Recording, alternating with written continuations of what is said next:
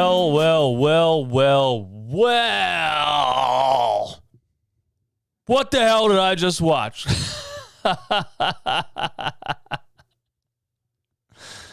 Listen, man, welcome to the show. This is Run It Back Philly. No frauds, no fanboys, no intros. Hit the like button on this stream. That helps me out greatly. Hit the subscribe button if you're brand new. Hit the notification bell so you don't miss any of these shows. This episode is brought to you by Manscaped.com. Get the performance package. If you want to be as smooth as Tyrese Maxey just was in that fourth quarter, you'll never play basketball like Tyrese Maxey, but you can be smooth, though, with the Manscaped Performance Package. Use the promo code NOINTRO for 20% off and free shipping. Lawnmower 4.0. You got the nose trimmer, crop preserver, crop reviver, everything you need to be ready to go. Everything you need to perform in the fourth quarter. Metaphorically. You know what I'm saying, bro. Join the Discord. The link is in the description. And when you're in there, put yourself in the call-in waiting room if you want to call the show tonight to talk about what the hell we just watched. All right, listen. Channel members in the chat, I see you. Hit me with those custom emotes one time. And we got brand new custom emotes coming out soon. And I'm going to make sure I make a cartoon version of Tyrese Maxey to put as a custom emote because we need that. We need that. We need all the Tyrese Maxey merch promotion we can possibly bring because that kid is unbelievable.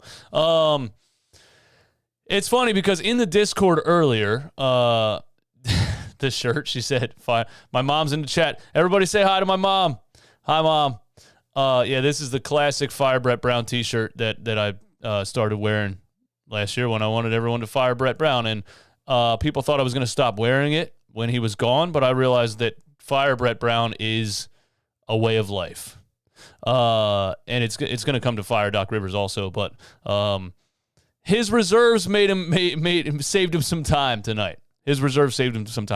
Speaking of Doc Rivers, what does he have against Paul Reed and Charles Bassey? Like, I don't want to rant and rave because this was an amazing win, but when you're down Joel Embiid and you've been playing DeAndre Jordan as your backup center, what makes you say, I'm going to go with Paul Millsap over a younger player? I don't know. I just want to see young guys get time, especially in a air quotes throwaway game, in a game that you didn't even think you had a chance in. Like, let's be honest here. You didn't think you had a chance. So I would have thought this would be the game where you would give some of those dudes a sizable amount of minutes to see what they got. But he hates Paul Reed and Charles Bassey, so that's out the window now. I'm not even going to talk about it anymore because Doc Rivers is just never going to play those guys. So we might as well not sit up here and cry about it. You know what I mean? The energy level tonight, like what happened? What happened? Like, what is it about our starting lineup and what we look like a lot? Well, I mean, it's hungry dogs run faster, right? It's players that don't get the chance to play this many minutes in these games. A lot of these guys don't even hardly get on the floor because, you know, unless Doc Rivers is forced to put you out there, he's not putting you out there. So hungry dogs run faster. These guys were ready to go. There was an insane level of energy from the jump. And it was incredible. Faster pace. You're right. Younger guys, quicker guys, faster pace. I want this game to be a revival for Shake Milton. Like, I really hope this game was a revival for Shake Milton because, like I said in the past shows, last year in the playoffs, last year all season, before he went down with the back injury this season, Shake Milton was that guy that would come off the bench and give you 8, 15, 18, sometimes 20. Sometimes, he was that guy. And, like, we had Aaron Cabbage. Thank you for supporting the channel. As always, MVP Aaron Cabbage.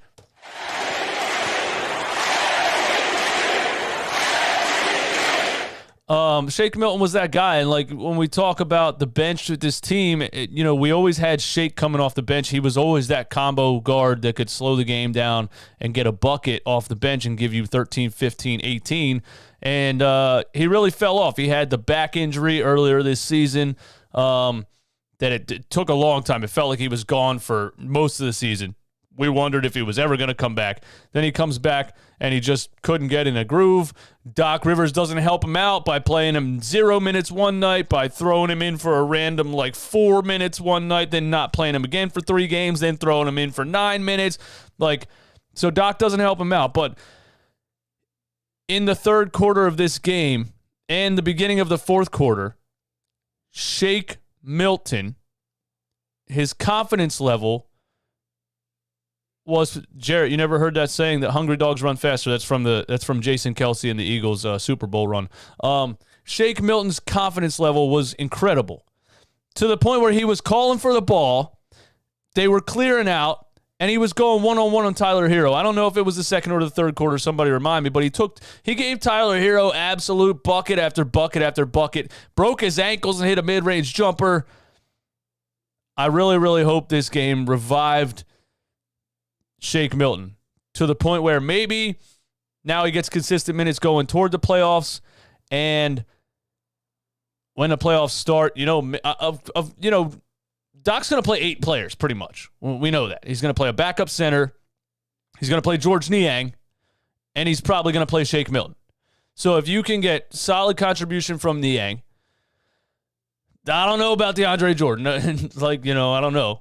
But if you can get solid contribution from Shake Milton as a ball handler, as a creator, like I say, when you play James Harden and Tyrese Maxey together, when both of those guys are off the floor, who's creating? So if Shake can use this, become more confident, get more comfortable, maybe he gets a nice 10, 11, 12 minutes next game off the bench and becomes like what we're used to him being off of the bench as we get into the playoffs, that would be amazing. That would be amazing. I assumed that in 3 quarters of this game, I assumed we were going to fall off a cliff, right? I assumed, okay, this is a nice effort. This is fun. This is high energy. This is a bunch of bench players outside of Tyrese Maxey. I'm not considering him a bench player. Of course, the kid's a future absolute stud. If he's not one right now, he's going to be one. But I just felt like the Heat were going to get it together and do something. They're going to do something. And they just didn't really do anything. And it wasn't just our energy on the offensive end. It was our energy on the defensive end. And it was seriously impressive. I mean, they didn't make the run that I thought they were going to make. We had high energy. We were rotating on the perimeter. We were switching fast. I didn't expect it. I'm honestly I was sitting downstairs about to come up here what the hell am I even going to say? What am I even going to say? Oh, a funny thing that I wanted to say is in the Discord earlier, by the way, 24/7 Sports Talk in the Discord. Join that. The link is in the description. I posted and I said, if we got beat by the Toronto Raptors without Van Vliet and Anunoby, with Joel Embiid and James Harden, we're going to get absolutely smoked by the Miami Heat without Joel Embiid and James Harden. And then I replied to myself and I said, but the Sixers will probably win just to confuse me even more than I've been confused the past 2 seasons. The fact that not only they put up an incredible effort in this game, undermanned, they actually pulled out the win is incredible to me. I don't even hardly know what to say about it because it blows my mind. I wasn't anticipating it. I was sitting through, usually I take a lot of notes because I like to break down the game, first quarter, second quarter, third quarter, all that. You guys know that. And I wasn't even really taking a whole lot of notes because I just wasn't really paying that close attention, first, second, third quarter, because I just had this assumption. It was like a fun game to watch for me for 3 quarters. I had this assumption, like I said, that we were going to, go ice cold. We were going to come back down to reality, playing without Embiid and Harden to carry us through the finish, and the Heat were going to pull out the victory. But I somehow underestimated the ability of the franchise. Yes, Joel Embiid tagged him the franchise, Tyrese Maxey. I underestimated the ability of Tyrese Maxey because last year, his rookie season, it would you would get a game or two where Tyrese would show up and drop 20 or something, and it was like, oh my God, look at this rookie, whatever. But he's been playing this whole season now as a legitimate starter. before Harden even got here, and then playing alongside Harden, sometimes he doesn't get the shine, sometimes he doesn't stand out as much as he would without those guys on the floor. So without Harden and Embiid on the floor, I personally underestimated him, and he showed up and absolutely carried this team in the fourth quarter. And I'm telling you guys right now, I've never seen a 22-year-old in a Sixers uniform with that level of confidence in my years watching Sixers basketball besides Allen Iverson. Rookie Allen Iverson crossing over Michael Jordan. I mean, that was the most confident 21-year-old, 22-year-old that I had seen my entire life watching this game as a Sixers fan. Allen Iverson. The time he stepped on the court, the very first game that dude played, he said to himself, I am the man. I'm seeing from Tyrese Maxey, and obviously the game's different. He's shooting threes. Shot one tonight from 30 feet. I was screaming.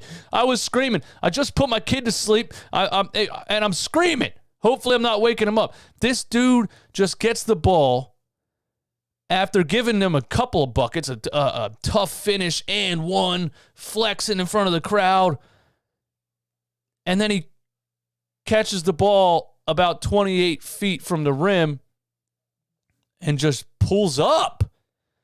And he was so locked in, you knew it was going in. You knew it was going in. And a couple plays later, he throws a bad turnover and smacks the ball off the backboard. I mean, to do all that he did offensively and then come down and show up like that defensively. The kid blew my mind tonight, man. The franchise Tyrese Maxey blew my mind tonight.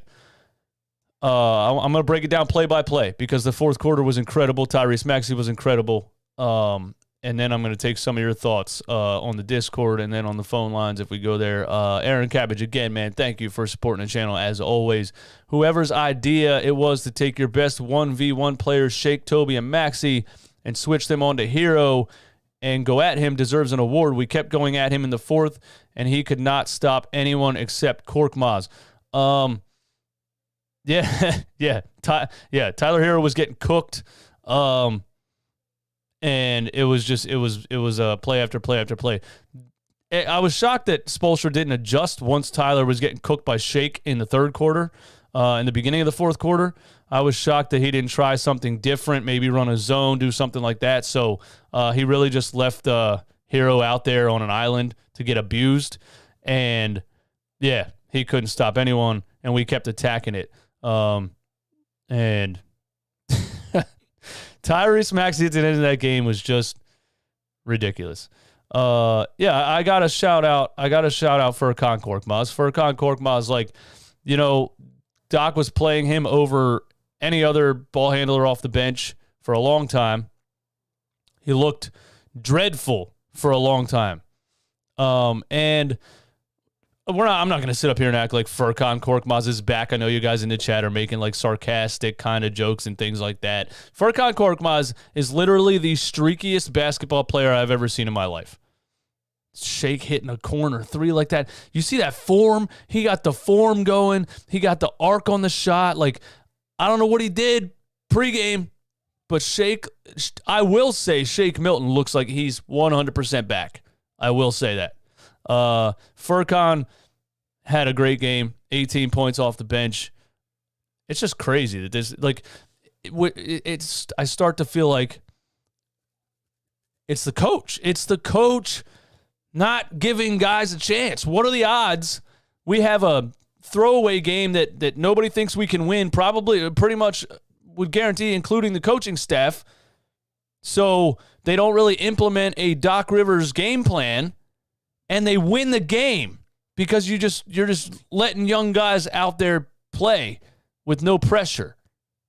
You're not in Tyrese Maxey's ear saying, all right, Tyrese, you got to run pick and roll and you got to facilitate and you got to find open guys and second guess when you take shots because you should be passing the ball to blah, blah, blah, like Doc Rivers said to him last year or the beginning of this season when he was forced to be the starting point guard. So it's almost like, it is like, I feel like Doc Rivers shut up in this game. I feel like Doc Rivers sat there, didn't say anything, and everybody just played their game. And look what you get. The NBA is run by talent. Doc has a championship with a team that had 4 Hall of Famers on it. He literally could not F that team up. They had that much talent. So let players play. It's a simple game. Tyrese Maxey in the fourth was unreal.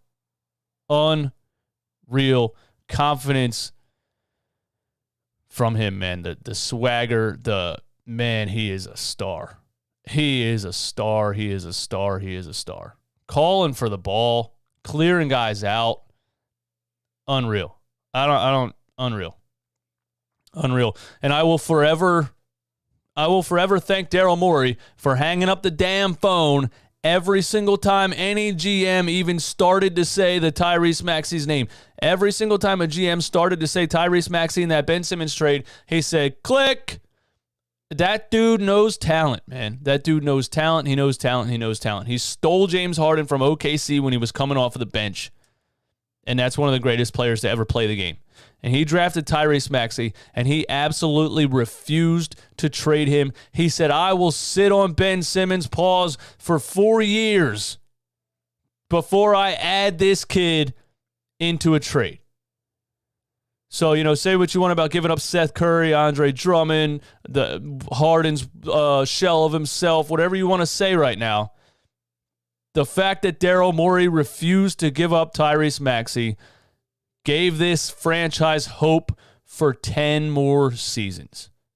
No matter what happens with this Joel Embiid, James Harden, whether we figure it out or not, whether we get a ring out of this or not, we have hope for 10 more seasons after this. And I'm very happy about that because we were bad for a long time with no hope for a long time. Because it's a sport. You want your team to be competitive every year.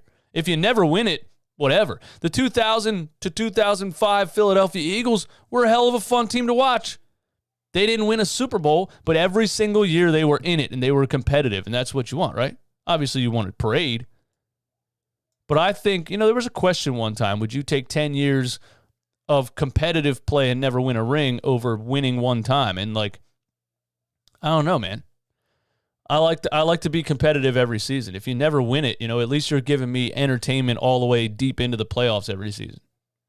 So that's how I see that. Tyrese Maxey's incredible.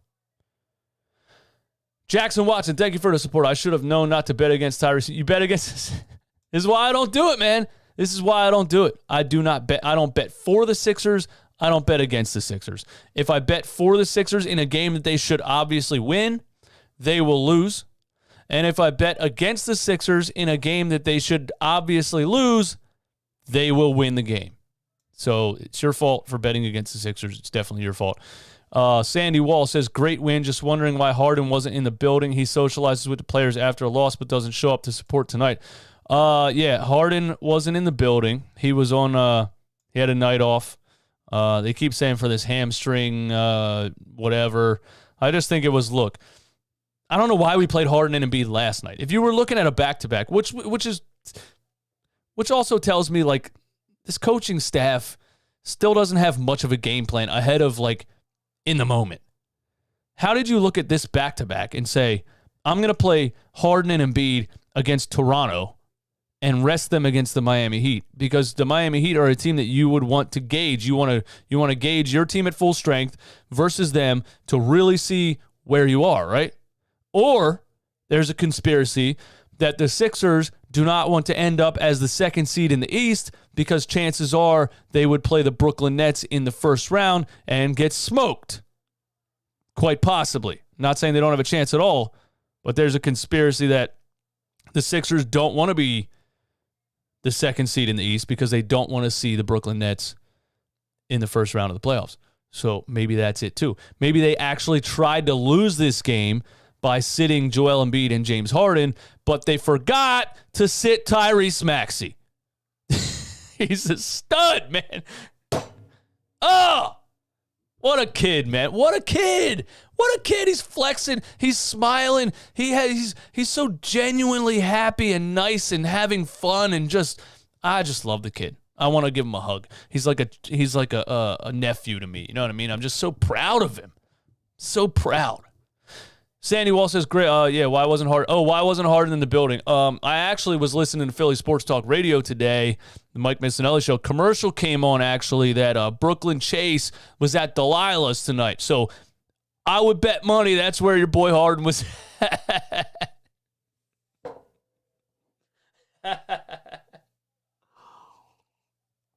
He said, "Look, I can watch my young guys play against the Heat, or I can go see Brooklyn Chase." You know where he was at.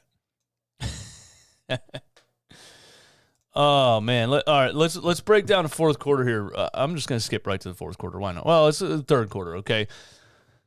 First half, lots of energy. It was fun to watch. But again, I thought we were gonna hit some kind of a cliff. I thought we were gonna fall off. I thought we were gonna come back down to reality. I quickly realized in the first quarter that I was gonna see a lot of Tobias Harris ISO ball. That I do not want. Brooklyn Chase can't show his face in Philly. Pope, I don't think you know who I mean by Brooklyn Chase, bro. Maybe you need to go ahead and Google it up. Google it up. Make sure you're not at work when you Google it. I quickly realized I'm going to have to see Tobias Harris ISO ball a lot this game, and it was bad in the first half. It was bad in the first half. Tobias Harris can't score. He can't create anything for himself. He can't do a whole lot when he doesn't have a point guard gifting him, wide open shots. And I'm not trying to slander Tobias in this video, but he's just not good when he's forced to try to score in the ISO. He got a couple buckets late against Tyler Hero because everybody got buckets against Tyler Hero, but I was like, damn, I'm going to see it. I didn't know how we were going to score. You know what I mean? I didn't know how we were going to, get offense. I just saw Tyrese Maxey out there and Tobias, and I was like, oh, my God, this is, Paul Millsap's out there. He's 100 years old. I was like, we're about to get smoked. I didn't understand really where the offense was going to come from. And it ended up mostly coming from Shake Milton and Tyrese Maxey. Just playing their games. Paul Millsap in the first quarter, airball to reverse layup. I was like, oh my goodness, this is not good. Maxey was rolling early, had the mid-range jumper falling. Lots of movement, Irv Barkley. I see you in the chat. Lots of movement, lots of just guys flying around. Lots of ball movement. And that's something you're trying to get comfortable with as James Harden comes onto the team and tries to be a facilitator, but also tries to run his ISO game and his dribble the ball 100 times and hit a step back. So it's gonna take still some time to really for everything to gel with all the different styles going on. But Tyrese Maxey had 8 in the first quarter, and Niang had 8 in the first quarter. Korkmaz drives baseline and dunks the ball, and we're like, oh my God, Korkmaz has been resurrected. And I'm like, all right, well, are we going to see more of this, or is he going to, but hey, man, I got to shout out Korkmaz. He had a good Korkmaz game, I'm not going to say Korkmaz isn't about to go 0 for 15 next game when Doc Rivers gives him 28 minutes off the bench because, Doc Rivers is happier than us right now. Doc Rivers is ecstatic right now. He's like, my son is back. My son is back. So prepare yourself for a lot of Furkan Korkmaz moving forward. Hopefully we can get this version of Furkan Korkmaz as Doc makes him the 6th man of the year once again. But we'll have to see. Doc Rivers puts Paul Reed in the game with 3 seconds left in the first half. I posted Charles Bassey highlights on Instagram today because the kid's a stud. I mean, you just go to run it back at run it back Philly on Instagram. The dude is 6'11". He's built like Karl Malone. He's a tank. He's catching alley-oops with one hand, dunking over people in the G League. He's hitting turnaround hook shots. He's blocking shots. He's averaging 5 blocks a game. I'm like, how are you not playing Charles Bassey? So I just thought in this game, hey, maybe he's going to put Charles Bassey out there and maybe some Paul Reed. Not only does he start Paul Millsap just to be a troll, Doc Rivers has to be a troll. He has to be. Not only does he do that, he actually puts Paul Reed in the game with 3 seconds left. Ryan, why do you always say Bassey's 6'9", bro? Like he's listed at 6'11". You Google his name right now. It says 6'11". I don't know why you always say that. Maybe Google's wrong and you're right. I don't know. He puts Paul Reed in the game with 3 seconds left in the first half. Like, you got to be trolling. He has to be trolling. He has to. Why would you do that to him? Why would you do that to him?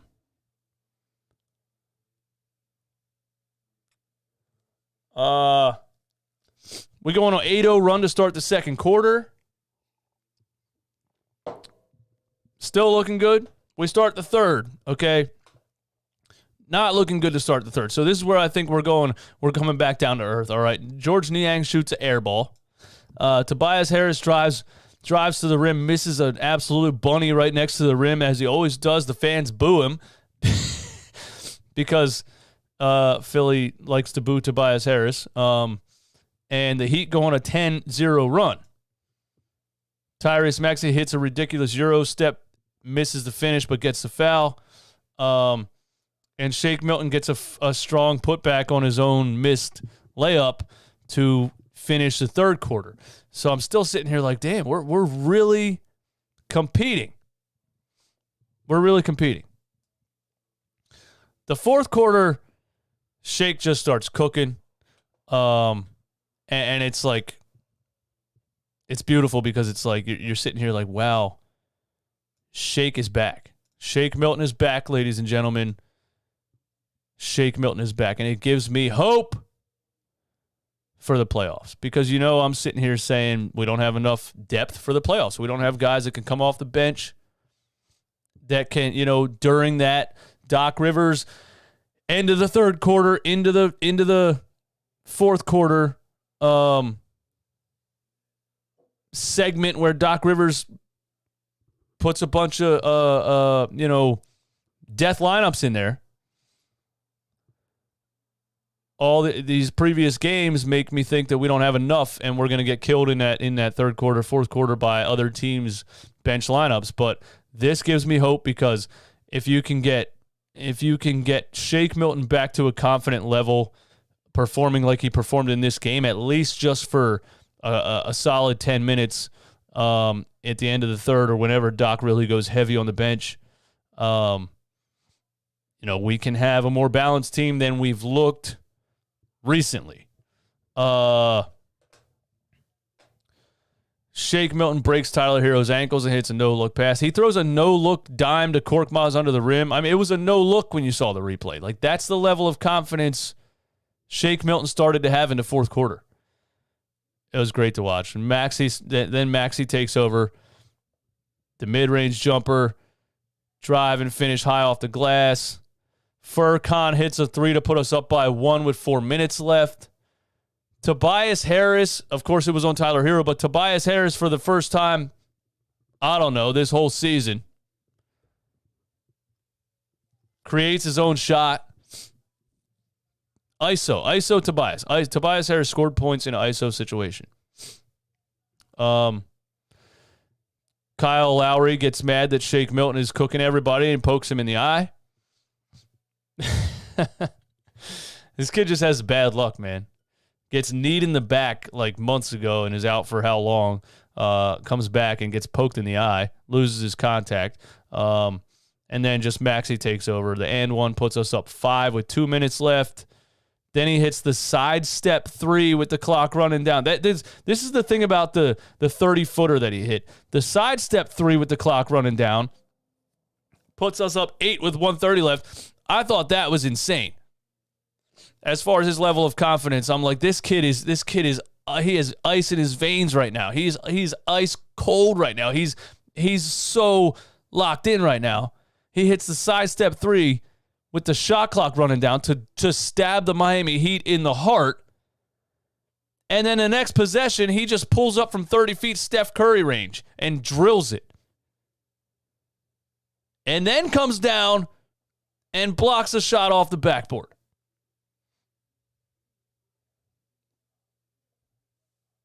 Incredible. Incredible victory. I don't know what else to say, man. I just hope that these reserves can keep up this, can build on this, and keep up this level of play moving toward the playoffs. You just gotta find ways. Doc Rivers and the staff have to find ways to find a balance of James Harden, Joel Embiid, two-man game, and also, let Tyrese Maxey shine, but also keep Shake Milton's minutes up and confidence up and let him build on this performance. And I don't know about Korkmaz. Maybe you go Korkmaz. Maybe you don't. I wouldn't be shocked if Doc thinks Korkmaz is back and plays him a lot. So we'll have to see what happens moving forward. Let's go to the Discord. We got J Mel. J Mel in the Discord. J Mel, what's going on? J Mel, your mic's muted in the Discord.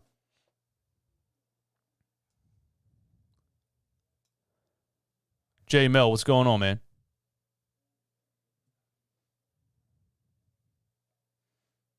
J Mel, where you at?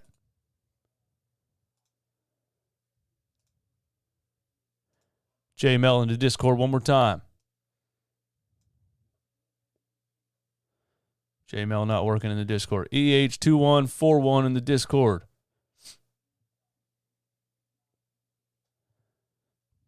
What's going on here? EH2141, what's up, man? Oh, I didn't put myself in the Discord, man. Damn. Yo, I got it. I wasn't in there, man. My bad. Where are we at? Yeah. What's up, bro?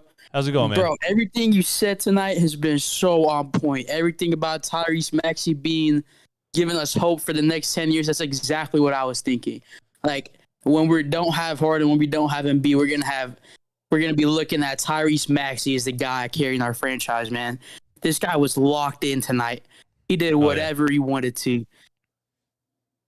That is incredible, man. It's incredible because he's 21.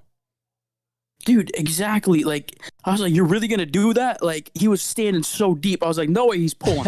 And he just pulls it. And then that sidestep 3-2, that's crazy. And he blocked the shit out of that. But he blocked the crap out of that one dude.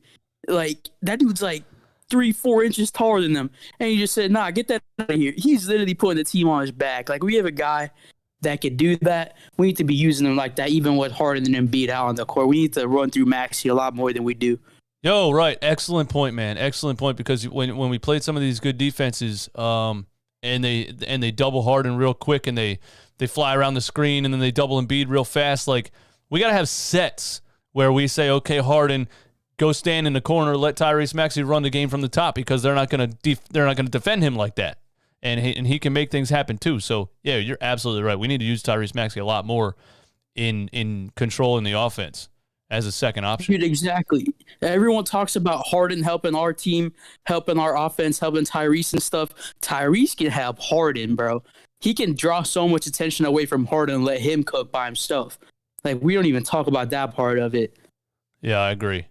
I hope. This game was great for him, for his confidence. This game is also great because we got Furkan cooking a little bit again. Hopefully, he can give us some clutch playoff threes. And Shake Milton's getting cooking again, too. I hope these guys, take this game as a confidence builder and, like, realize that they could give a good contribution even with Harden and Embiid out there. Yeah, I hope so, too, man. It's all, it's all finding a balance. Hey, one last comment, man. I just looked up who Brooklyn Chase was. Man, that's a good... this is going to be a good recommendation, bro. right, catch you later, bro. It was a good stream tonight. All right, man. Bookmark it. Brooklyn Chase. See you later.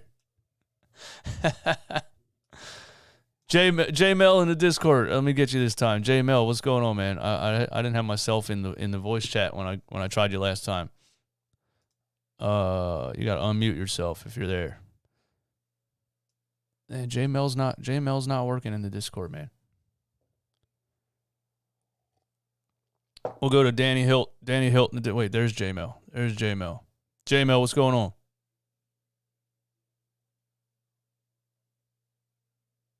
J Mel, one last time. You. What's going on, man? DJ, can you hear me? Yeah, man. What's up? My guy. All right. Well, I just like you, I take a couple notes on the game. Yeah. First note on my sheet is Georgie is our Bogdan. You know how whenever we face the Hawks or the Jazz, there's that European unathletic white dude that just nails threes in our face? That's our Georgie, dude. Yeah. Well, Got him. yeah, he's been the only one off the bench for a while, but yeah, in this game too, man, he's been carrying the bench for a good amount of games now. Yeah. And I've been listening to a couple podcasts of his, and he's a confident dude, and that's what we need off the bench. But off that, this is the Furkan I remember. Man, this is the Furkan, although it might be like we might not all believe it that he's back, but the bench needed this game to get them hyped. You could tell Joel might have whispered something in their ear to be like, yo, y'all need to turn up. Me and Harden are out. Show us what you got. And Tyrese went out and balled out. Yeah, I agree, man.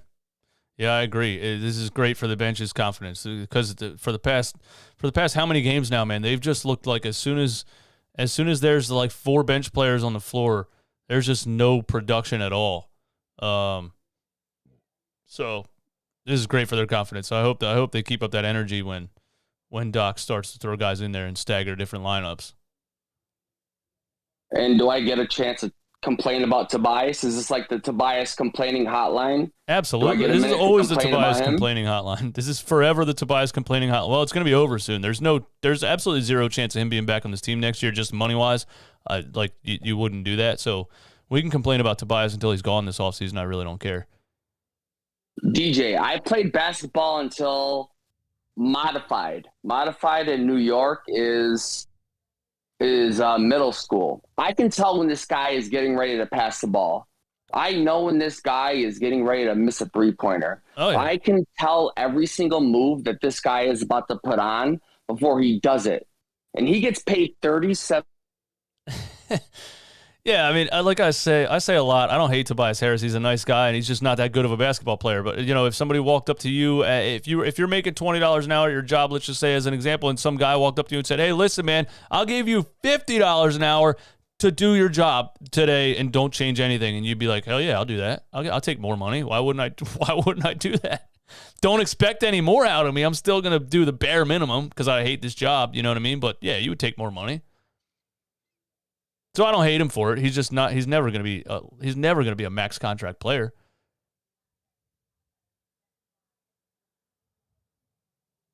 Did he leave? Are you gone? Well, he got his Tobias Harris point across and bounced. I respect it, man. I respect it. Thanks for the call, man.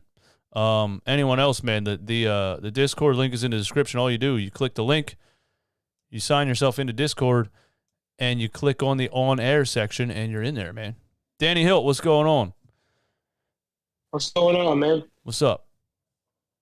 Nothing much. You know, one thing I will say is I think when Joel and Harden don't play, it actually forces Doc to actually coach a little.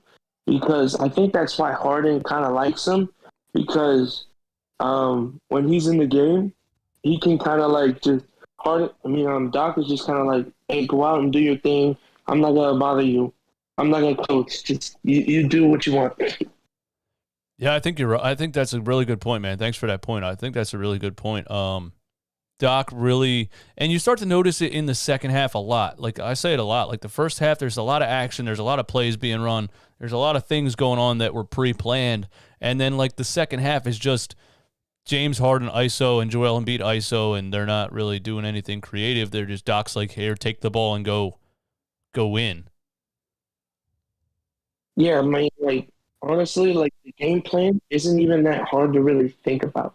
It's like when you can't draw up a play, it's really simple. Just do a pick and roll with either Maxey or Harden with the ball and then Embiid. It's really that simple because if they help off the weak side, someone's going to be open in the corner, and you just pray to God they make the shot.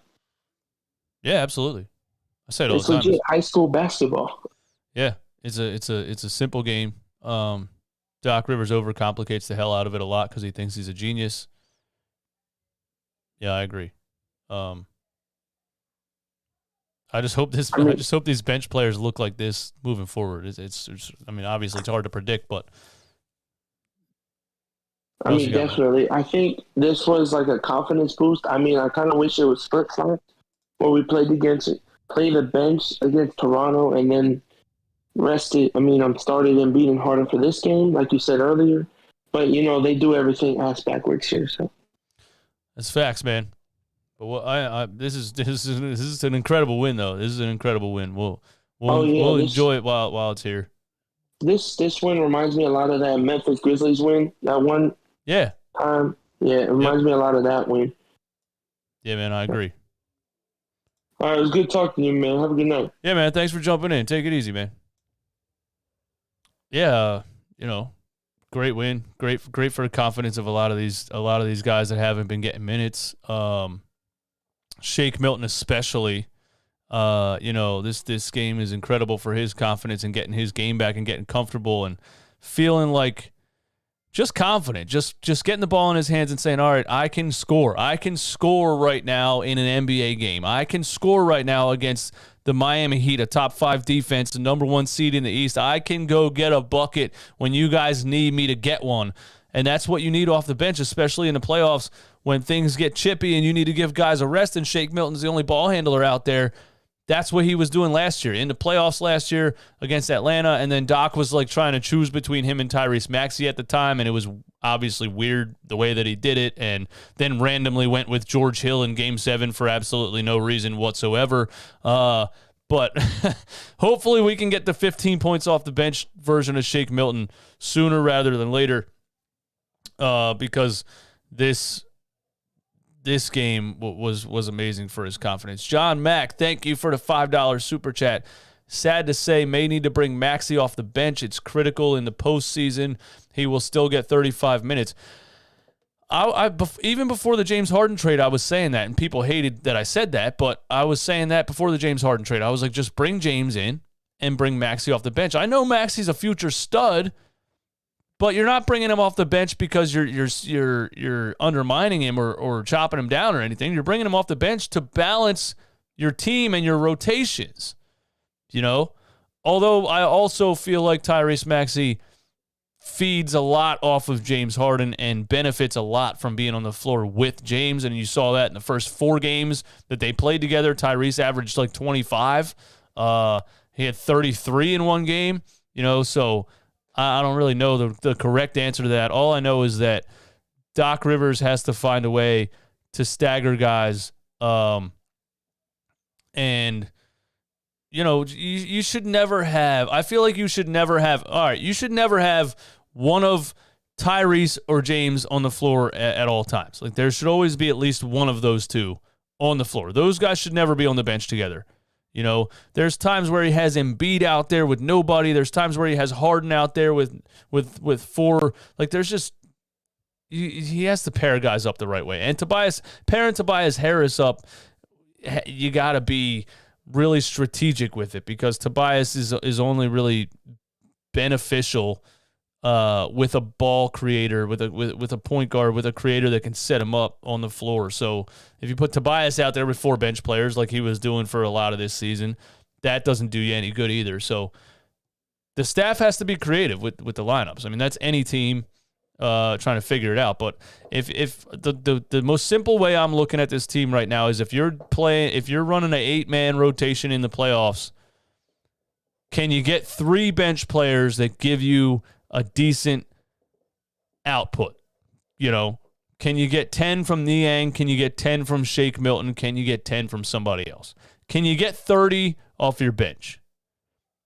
If this team can somehow, some way get 30 off the bench, and I still think that's either Paul Reed or Charles Bassey over DeAndre Jordan, but that's not going to happen. We know that now because Doc, this was the perfect chance to test that out, and Doc said, no, we're not doing that. I'm playing 58-year-old DeAndre, and then I'm playing 99-year-old Paul Millsap, or the other way around. So Doc's not doing that. We might as well not even cry about it, but if you can get 30 from your bench, and, you know, Harden and Embiid and Maxey, you know, continue to figure out the chemistry and the just cohesiveness and playing their games together, who knows what this team can do, you know? People say I flip-flop all the time. That's because this team flip-flops, man. This team flip-flops. Oh, you change your mind on this team all the time because I don't know what to think. Every single day I think something different. I just try to be honest with what I think about it, and you know, they confuse me, man. They confuse me. We got Mr. Hoover in the Discord. Mr. Hoover, what's up? Hey, yo, Mr. Hoover. Mr. Hoover in the Discord, going once. Mr. Hoover. Mr. Hoover silent in the Discord. I don't know what happened. VR Heem. VR Heem's in the Discord. VR Heem, what's up, man? Going on? What's up, bro? What's on, man? I just have something really quick. Overall, this game was, really good, so I don't have much else to speak about it. But I just want to say, I feel like we should start running Maxey and Shake more. I feel like their chemistry and how they go off each other is just so well because I feel like running Shake Milton with James Harden, I feel like he feels like he has to feed James Harden every time he gets the ball. Like anytime Shake Milton runs with James Harden or sometimes even Tobias, I feel like he just always feels like he needs to feed everybody else and try to be like this facilitator role, which I don't like. I like having Maxey and Shake because I feel like because last year how they played together off the bench, they know how to complement each other. Because Shake is he's not the best 3-point shooter, but he's really good at driving and getting to the paint. And I feel like that creates a lot of open space, especially because Maxey can shoot so much well. Yeah, I agree with that. That's a really good point about Shake Milton because coming off that injury, your goal right now is to rebuild his confidence. And like I said, in the beginning of the fourth quarter, he got that back, and you could see it where he was calling, give me the ball. I'm getting a bucket right now, and that's that should be your goal. And you're right, when he plays alongside Harden or Tobias, at least when he came back this season after that injury, he was definitely very passive and wasn't really being as aggressive as he was tonight. So yeah, I absolutely agree with that. Now that I'm also thinking about it, I just want to say and I know we were talking about this, and I know it's never probably going to happen, but oh my God, it pains me to see Charles Bassey just sit over there on that bench and watch DeAndre Jordan not guard a fly. There was a possession where I'm literally screaming at the top of my lungs watching this game, where he literally just let a man go to the paint and just get an open layup. It's a guard. I think it was, who was it? I don't remember, but he literally just let him go to the paint. He can't guard anything inside, and it's so painful to watch. Yeah, I don't get it. Nobody understands it. I'm listening to Philly sports radio. Everybody's saying the same thing. Nobody and this is what gives me those Brett Brown vibes. Nobody in the whole city can figure out why besides this dude. Nobody can figure out what he's thinking besides him. Nobody understands it. So I don't know. Why not put a different player out there? And if that player gets shredded, then take him out. But I never understand why you can't just try a guy for 5 minutes. Yeah, especially when I also don't understand, we bring them up so often. It would be nice where, you're okay, this is a night that Charles Bassey should have had minutes. I think it was yesterday night or the game before that where Doc Rivers or somebody, they called them up. They called up Charles Bassey and Charlie Brown, Yep. and he didn't play neither one of them. Yeah. Like he literally just like it didn't make no sense. Like why call them up? Why even have them sit there? Just let them be G League players. If you're gonna let them be G League players, why even bring them up just to sit there and do nothing? They were on the bench tonight. Charles Bassey and Charlie Brown Jr. right here on the screen. Charles Bassey, DNP coach's decision. Charlie Brown Jr., DNP coach's decision. So both of those guys were available for tonight's game. And Doc just, I mean, I'm not saying he should have played Charlie Brown tonight, but I can't find a reason to not play Charles Bassey, especially in a game where Joel Embiid's resting. I just can't figure it out, and I never will figure it out. Yeah, I don't understand it either. And now that I think about it, do you know exactly what we signed DeAndre to? Like, what's his contract?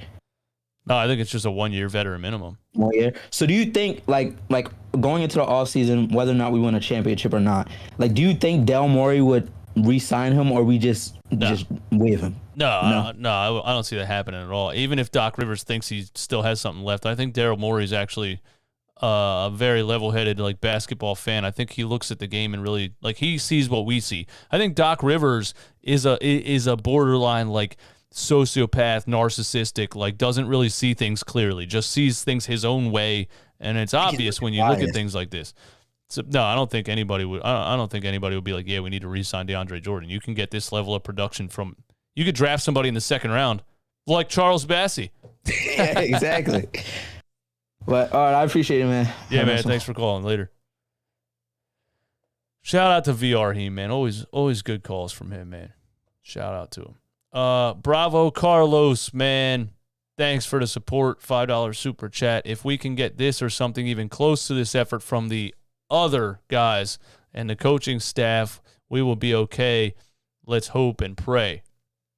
I agree. I'm not going to sit here and act like we're about to run through the East in the playoffs. I don't know. That's the thing about this team. That's why I don't know. I don't know. That's my story right now with the Sixers. I don't know. I'm supposed to be the one that thinks that I know, right? I do a sports talk show on YouTube. I'm supposed to be the one that at least thinks that I know, so I can come up here and say things like I know this and I know that. I have no idea what this team is right now. I have no idea. There's too many moving parts. There's too many things that we're trying to figure out on the fly. Again, you threw James Harden in here with not a whole lot of time left in the season. It looked great in the first couple of games. Hasn't looked so great recently. The bench absolutely disappeared. And then this happens. And you get a game like this where you say, okay, one of the worst bench units in the NBA is playing the Miami Heat, who are the number one seed, a top 5 defense, have shooters, have ball handlers, have a veteran all-star level point guard in Kyle Lowry, have a veteran, just one of the best glue guys in the game in Jimmy Butler, and we win the game. I don't know. I don't know. I don't know, man. I don't know. I was downstairs earlier, like, what am I supposed to say? I have no idea what I just watched. How did this happen? But I definitely wanted to, praise Tyrese Maxey because the kid's just, man. And you have to find a way. You have to find a way to get Tyrese Maxey in some of the situations that he was in tonight. You have to find a way to get him in some of those situations with James Harden and Joel Embiid on the floor. You have to find a way to get him in those situations. James, what's up, man? Are you opening the cell lines? I mean, yeah, I'm getting notifications here. We'll take some calls on the. We'll take some calls on the phone number. I don't know what I'm doing here. I got some notifications, but I'm not getting I think I have Do Not Disturb on. Let me turn that off real quick, and we'll do it that way. Turn off the Do Not Disturb. Oh, there's a call right there from Pittston, PA. From Pittston, PA. I don't know where Pittston, PA is. What's going on, man? You're on the show. There's a call right there.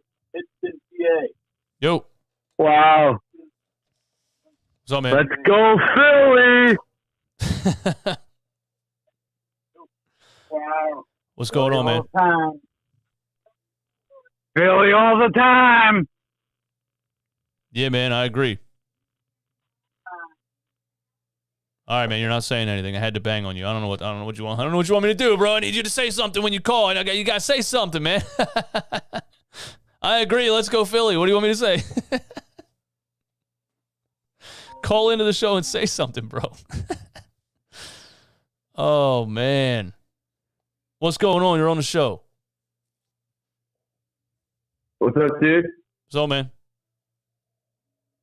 Hey, I just want to let you know, dude, I agree with you 100%. Now, I think it's time we have to move Tyrese Maxey to the bench. I was thinking about Tobias Harris, but you know what? If he ain't converting his own shot, you know what? We got to make some adjustments here. Bring Charles Bass, bring him on power forward, because I've heard you talk about, hey, this guy can shoot. Okay, then why aren't we using him? Okay, would make some adjustments. I mean, come on now. It's like, the playoffs are right around the corner here. This isn't time to be doing experiments, but it is what it is. You know what I mean? What do you think? Yeah, I agree. It's just that Doc Rivers is notoriously not going to do it. He literally has a track record of pretty much 10 straight years of being stubborn coach, not making any adjustments. He has the most blown playoff leads in the history of the NBA for a reason. He doesn't make adjustments. Everybody's screaming, "What the hell are you doing?" And he does it his way until he gets fired. It's what he's always done, and he's going to do it again. It's not going to happen. I just personally, I always take this approach in life, and you can disagree with me, dudes, whatever, but don't ever think you're hot shit. Ever. I don't care if you're Elvis. I don't care if you're Babe Ruth. Don't ever think you're hot shit. Because, last time I checked, if you want one mistake in life, you're fucked. Yeah. Excuse my language here. But, you know what? It got to the point where, you know what? Come on. Yeah, humility. Stay humble. The way that he responded to one reporter and said, "Would you ask Greg Popovich that?" Like, he just flat out said, "I am on the level of Greg Popovich. Don't ask me that question." That's the most arrogant thing I've ever heard a coach say to somebody, and he said that. So I have no hope for Doc Rivers at all with being humble or making adjustments or listening to other people. You better figure it out, because the type of right now, his job might be on the line this year. It might be, because you know what? Yeah. Hey, you have James Harden, you have Joel Embiid, you have Tyrese Maxey, you have Tobias Harris. You have some guys who can ball.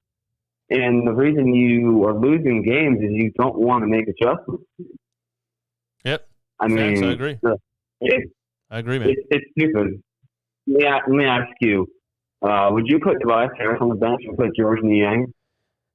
I think George. I do think we've been saying for me and Romp and Greg Melly and even RB. I don't know if RB agrees. I forget, but we've been saying that George Niang fits better with Harden and Embiid than Tobias Harris, because he's a better three-point shooter. He's a quick trigger. He's not a guy that's going to take the ball and try to ISO somebody and do a bunch of BS.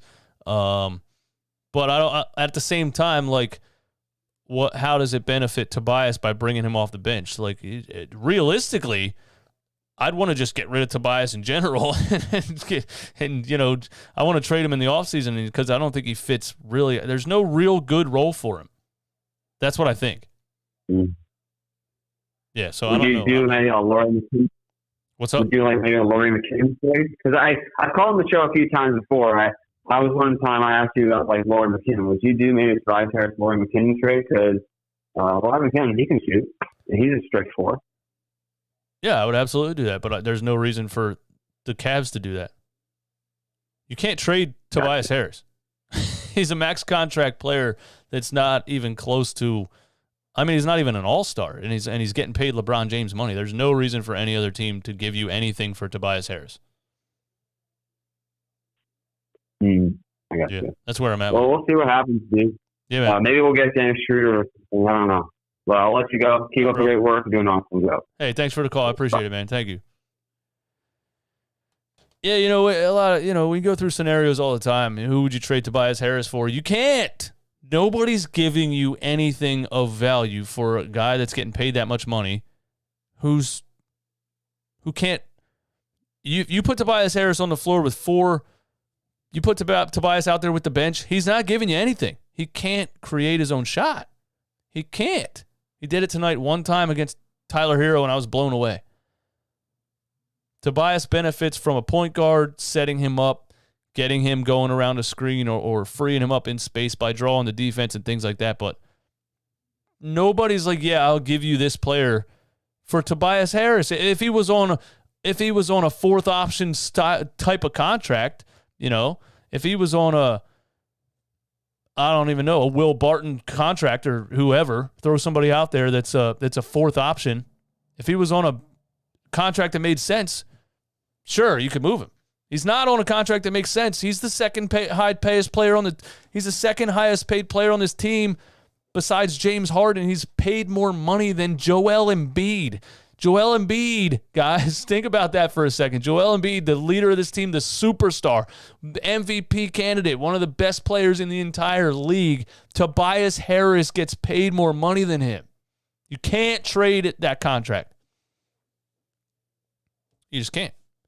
You're going to have to attach a first-round pick with it. You're going to have to pull the Al Horford thing and say, listen, we will give you a future first. Please take this contract off of our hands. And then get, who gave him that money? It was Elton Brand. It wasn't. Here's what happened, man. The thing about the whole Elton Brand, Brett Brown thing is those guys were basically like Nick Sirianni is to Howie Roseman in the Philadelphia Eagles organization. They were hired to be yes men to the ownership group. That's all they were. And the owners, Josh Harris, Scott O'Neil, and all those billionaire goofballs thought that they were playing 2K, and they thought that they knew what to do. And that's the Mikal Bridges trade was literally rumored to have involved one of the owners, Scott O'Neil.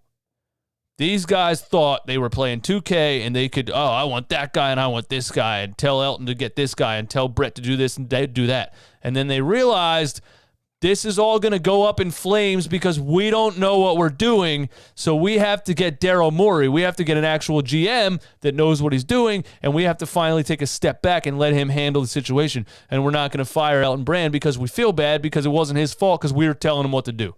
That's honestly where I'm at with it, with all of those things that went down with Elton Brand and letting Jimmy Butler walk to keep Ben Simmons and extending Brett Brown and giving Tobias Harris a max contract. And I really think it was the ownership group, because right when Elton Brand was hired, it was like bang, bang, bang. Trade this, trade that, trade all these assets to get all these superstars in here. None of them fit together, and then pay them all too much money. I don't think Elton Brand did that. That's the conclusion I've come to. I think it was Josh Harris and those guys, playing 2K with a real billion-dollar basketball team. Imagine that. You got billions of dollars and you're sitting and you're bored. You buy a basketball team to make a profit, but you're like, I can do whatever I want actually. I can actually put the players I want on the team. That's crazy to think about. Who knows? I don't know how you trade Tobias Harris. But what an amazing win for the Philadelphia 76ers, man. What an amazing win.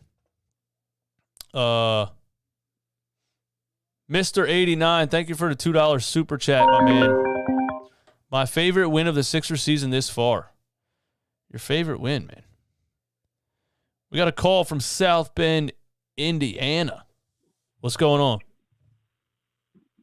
What's up, man? Hey, first of all, before I do anything, I got to give it up to you on your DJ skills. And I was checking you out. I was checking you out on, you were spinning them turntables. I'm like, oh, you got a little scratch to it. Okay. Instagram. Man, it's like talking to one of my brothers. I'm telling you, dog, when I talk to you, it's like talking to one of my brothers, man. But thanks for that. I got to give up kudos, of course. Yeah, for real, though. I'm real with that. Thanks for that. But, and everybody follow my Instagram at IamDJ Eastwood if you want to see me DJ, man. Yeah, hey, dog, I'm going to tell you, man, you got some skills. But anyway, I'm going to tell you this. Instant gratification, microwave generation. Unfortunately, we see things when it's a finished product, when it's on the court. We see Court Moss blow up tonight, but we don't realize that Doc had to sit him down for a minute, didn't gather his thoughts. Then he had to come back. Now, Milton, he had to get his opportunity.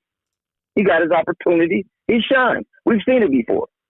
Maxey, 39 points last year in Utah. Yep. So we've seen these things before. We see glimpses. And we should be, wait a minute, hold on. We're going to win a championship. Wait a minute, Maxey. But I got a take for you. Check this out. Go ahead. Now, this is my take. I thought of this tonight. I don't know if James Harden want to sign too many years with Max here. With Maxey here? Because I'm going to tell you, with Maxey here, he might be on the bench. He might be on the move. Somewhere else. I'm telling you, bro. I mean, on the bench. I've watched on the bench, gone. You know what I'm saying? Because Maxey is a budding superstar in his second year. I agree with and that. I remember when Calipari said it, it's going to be a lot of teams upset they didn't pick this young man. I agree with that. That's my take. I agree with that. Amen. I'm glad you do because, like I say, I'm not trying to do hot takes like Skip Bayless because he suck. Anyway, and I like even I think about sometimes my boy get a little hedgy too. I listen to my man. I got to give him credit. He came from Philly. You know what I'm saying? Yeah. Stephen A. But he tried to have some hot takes too. You know what I'm saying? I come in with the real stuff. I'm going by what I see, athletic ability and skills. Yeah, facts. I mean, ESPN, that's just a business, man. They're just trying to get ratings every day. That's all they're trying to do. Bro, you said it the best, though. Yeah. You at the head of the industry right now. With this YouTube blowing up podcast, dude, you one of the trendsetters. Hey. I hope you don't quit, man, because I'm going to tell you. And I hate what they did to you. Yeah, it is what it is. People, you start to make a little noise, man. Some people don't like it. He couldn't hold me down. They couldn't stop me. You're ruffling too many feathers, man. You're speaking too much truth. Yep. That's what it is, man. They're trying to get you out of there. Yeah, yes, man. sir. I appreciate the call, that's man. it. That's all I got, bro. All right, man. No problem. Take care. Later. Take care. Tried to keep me down. Couldn't do it. We're not going to speak the name. No, I disagree with the Harden Maxey thing. I think James Harden's getting up there in age. He wants to win. And he also, I can tell by the way that he plays right now, he just wants to prove people wrong. He doesn't want to be a ball hog. He doesn't want to be like we're literally telling James Harden right now to shoot the ball more. It's not like he came here and he's hogging the ball and he's taking 27 shots or taking 32 shots and going, 10 for 35 and messing up the rhythm of the game. Like, he's out here taking 12 shots. We're telling him to shoot the ball more. I really think James Harden wants to fit in, wants to just be and do whatever it takes for a team to win. Like, I really think that. So I think if Tyrese Maxey is on the rise and is becoming a star, I think James just wants to show up and give him the ball. I just want to give him the ball. James Harden was the one telling Maxey when he first got here in his ear, saying, thank you, go to the rim, They can't stop you. James is the one coaching Maxey on the court, telling him to go get buckets because he knows how good he is. I really think James wants to be that dude. That dude that just play into your mid-30s. You don't have to be a 60-point triple-double guy anymore. Go out there, control the game, drop your 12 assists. Give Tyrese Maxey the ball if he's cooking. I think James Harden wants to do that. So I don't think James would refuse to sign because he wants to be the man. He has $300 million. He's done everything you can possibly do in the league besides win a championship. I don't think he's obsessed with being the man at all. And obviously you can't. I mean, he's not going to end up on the bench. If you re-sign him, you're paying him a super max. You're paying him $200 million. You're not putting him on the bench. Oh man. Yeah, man, amazing win. Great win for the Sixers. The great confidence builder for the bench guys, the reserves, man. My main takeaway from this game, my main two takeaways is Shake Milton getting that confidence back. Shake Milton having a time in the beginning of the fourth quarter where he just got confident. He just said, "Give me the ball. I'm absolutely turning Tyler Hero into barbecue chicken. He can't stop me. Give me the damn ball." I loved it. I think that's amazing for him, and I just hope that Shake comes off the bench toward the end of the season now and really gives us that level of confidence, because that's what you saw with him coming back from that injury. He's passive. He kind of hides. He kind of doesn't want to be in that position. So I think this really lit a fire under Shake, and I hope that he's, I really think he's going to come off the bench now and be really trying to get buckets and contribute. And we need that, because this is outside of him and Niang. There's not a whole lot going on with our supporting cast. And then Tyrese Maxey taking over the fourth quarter was just amazing. The kid. I'm at a loss for words with what Tyrese Maxey did in this game. I'm at a loss for words in it. Seriously, I am. I'm seriously at a loss for words for what he did in this game. The drive and finish high off the glass, then the sidestep three with the shot clock running down, then just pulls up from 30 feet. Oh, man. He was just swag through the roof. Just amazing. Amazing. And then comes down and blocks a shot off the backboard, man. Amazing. Tyler, what's up, bro? I see you in the chat, man. Great win. Great win, man. I got nothing left. Great win for the Sixers. Who do we got next? Let's look at the schedule here, man. Look at who we got next. You guys tell me in the chat, man. Who we got next? Schedule. Spurs. What are we talking about here? Where are we at? We're almost at the end of the season, man. This is depressing. It's depressing. I don't want the season to end, but I do want the playoffs to start. Oh my God, the Lakers on Wednesday at 10 o'clock at night. Ugh. And then the Clippers at 10:30. I can't do that. I can't do that, guys. How can I do that? How can I do that? I'm gonna give you guys some real insight to my life real quick, man. I have a 6-year-old kid that I wake up at 7 o'clock in the morning. I take him to school at 8. I try to get some work done. I pick him up from school. I do the whole dad thing. You know what I mean? By the time the Sixers game starts, even when it's just a 7:30 game like this, I'm tired, man. I just bought a case of Monster from the grocery store yesterday. I drink a Monster now during the game so that I can have this level of energy when I come up here, because the Mavs game on Friday, I was up here like tired and slow and depressed. So now I pound an energy drink during the game, so when I come up here, I'm lit like I am right now, right? That's a 7:30 game. I can't do a 10 o'clock game, bro. What am I supposed to do? But I'll be here, man. I'll be here. Yeah, I'm going to have to. I'm going to have to take a nap and set an alarm. You're absolutely right, man. That's what I'm going to have to do. Oh, man. Monsters, dude, the mango. I got the mango monsters, man. The mango monsters, man. And then, it riles me up a little bit, and it might give me a little bit of jitters and things like that. And then I crank a nice Trogs chocolate stout to level myself out. So yeah, I'm speedballing.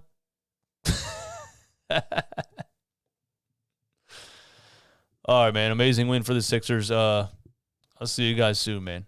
Don't forget, manscaped.com. Use the promo code NOINTRO for 20% off and free shipping, so you can show up to battle ready every time. First impression is everything. Be as smooth as Tyrese Maxey was in this fourth quarter. And that's all I got. And join the Discord, because the audio in the Discord is so much better than the phone calls, man. So join the Discord, man, and call into the show. Links in the description. Good night, my friends.